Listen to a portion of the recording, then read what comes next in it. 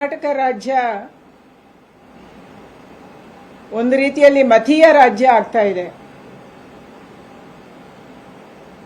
ಕರ್ನಾಟಕ ಶಾಂತಿಯ ರಾಜ್ಯ.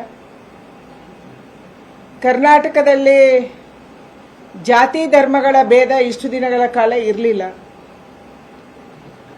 ಯಾವುದೇ ಯೋಜನೆಯನ್ನು ತಂದರೂ ಕೂಡ ಎಲ್ಲ ವರ್ಗದ, ಎಲ್ಲ ಜಾತಿಯ, ಎಲ್ಲ ಧರ್ಮದ ಜನ ಆ ಯೋಜನೆಯ ಲಾಭವನ್ನು ಪಡ್ಕೊತಾ ಇದ್ರು.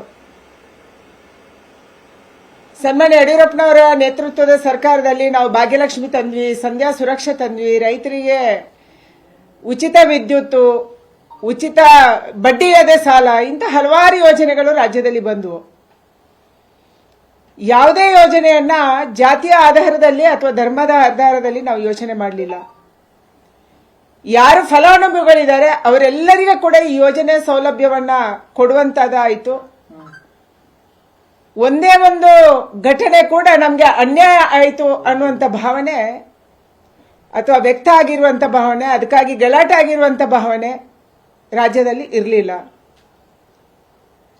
ಯಾವಾಗ ಸಿದ್ದರಾಮಯ್ಯನವರ ಸರ್ಕಾರ ಆಡಳಿತಕ್ಕೆ ಬರುತ್ತೆ, ಒಂದಲ್ಲ ಒಂದು ರೀತಿಯಿಂದ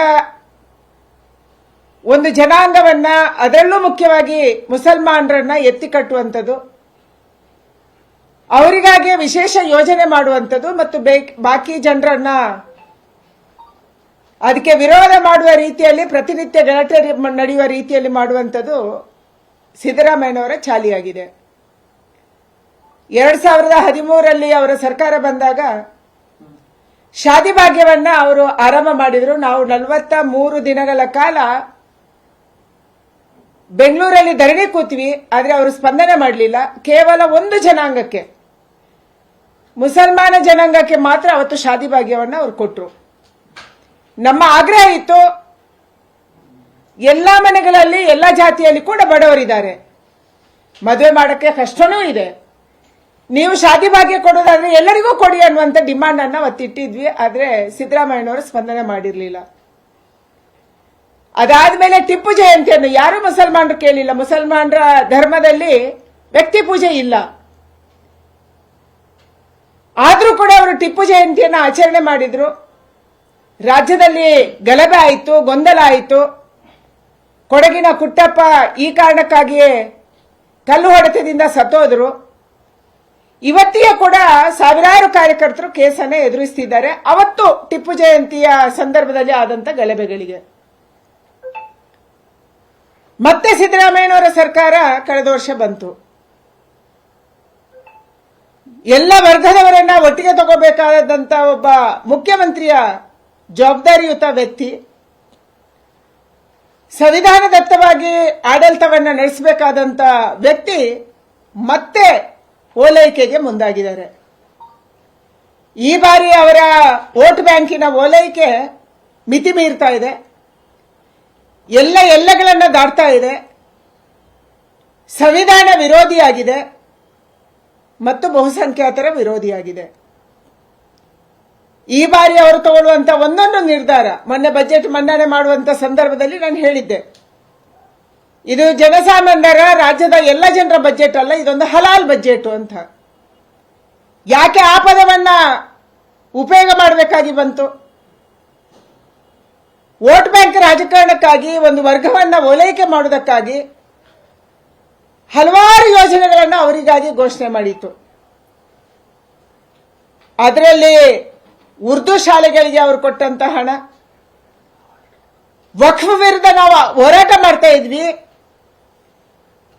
ಯಾವ ಇಲ್ಲಿಗಲ್ ಆಗಿ ವಕ್ಫ್ ಆಸ್ತಿಯನ್ನ ಗುರುತು ಮಾಡ್ತಾ ಇದ್ದಾರೆ ಜಮೀರ್ ಖಾನ್ ಅವರ ನೇತೃತ್ವದಲ್ಲಿ, ಇದಕ್ಕೆ ವಿರೋಧ ಮಾಡ್ತಿದ್ವಿ. ಆ ಆಸ್ತಿಯನ್ನ ರಕ್ಷಣೆ ಮಾಡೋದಕ್ಕೆ 150 ಕೋಟಿ ರೂಪಾಯಿ, ಅವರಿಗಾಗಿ ಸಪರೇಟ್ ಶಾಲೆ, ಅವರಿಗಾಗಿ ಸಪರೇಟ್ ವಸತಿ ನಿಲಯ, ಅವರಿಗೆ ಮಾತ್ರ 50% ಉನ್ನತ ಶಿಕ್ಷಣದ ಶುಲ್ಕದಲ್ಲಿ ಕಡಿತ, ಅವರಿರುವಂತ ಇಲ್ಲಿ ತನಕ ನಾವು ಕಂಡಿಲ್ಲ. ಇದು ಯಾವುದೇ ಮೊಹಲ್ಲದಲ್ಲಿ ಯಾರೇ ವಾಸ ಮಾಡ್ತಾ ಇದ್ರು ಕೂಡ ಎಲ್ಲಾ ಜಾತಿಯ ಜನ ಇರ್ತಾರೆ. ಕೆಲವು ಕಡೆ ಪರಿಷ್ಠ ಜಾತಿಯವರು ಹೆಚ್ಚಿರ್ಬೋದು, ಇನ್ನು ಕೆಲವು ಕಡೆ ಮುಸಲ್ಮಾನರು ಹೆಚ್ಚಿರ್ಬೋದು, ಆದ್ರೆ ಎಲ್ಲರೂ ಒಟ್ಟಿಗೆ ಇರ್ತಾರೆ. ಸಂಖ್ಯೆ ಕಡಿಮೆ ಇರ್ಬೋದು, ಹೆಚ್ಚಿರ್ಬೋದು.